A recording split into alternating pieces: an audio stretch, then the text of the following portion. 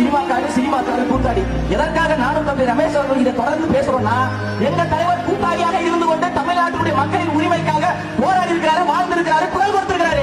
நீங்க பட்டாபிஷேகம் செய்ய இருக்கின்ற உங்க உதயநிதி ஸ்டாலின் அவர்கள் கூத்தாடியாக இருக்கின்ற போது என்ன செஞ்சாரு? பதில் சொல்ல முடியுமா? 2008 எங்க தலைவர் தளபதி அவர்கள் ஈழ மக்களின் விடுதலைக்காக உண்ணாவிரதம் இருந்து போராட்டம் செய்தார். எங்க தலைவர் 2008 உதயநிதி ஸ்டாலின் அவர்கள் எங்க இருந்தாரு? தமிழ்நாட்டினுடைய மீனவர் பிரச்சனைக்காக எங்க தலைவர் தளபதி அவர்கள் தன் பின்னாடி வந்த ரசிகர்கள் கூட்டத்தை விரட்டி மிகப்பெரிய ஒரு ஆர்ப்பாட்டத்தை முன்னெடுத்தார். தொடர்ந்து மீனவர்கள் தாக்கப்பட்டார், மீனவர்கள் சுட்டு படுகொலை செய்யப்பட்டார்.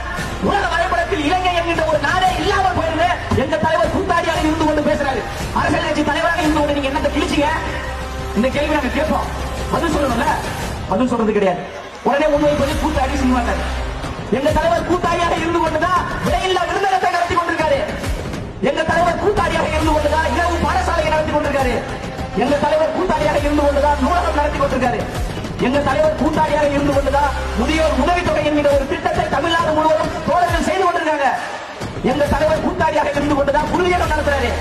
எங்க தலைவர் கூத்தாடியாக இருந்து கொண்டுதான் வெளியேற்றம் நடத்துறாரு.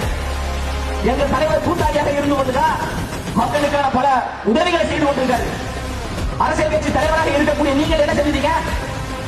அவர் உழைத்து சம்பாதித்த பணத்தில் மக்களுக்கு சேவை செய்யறாங்க.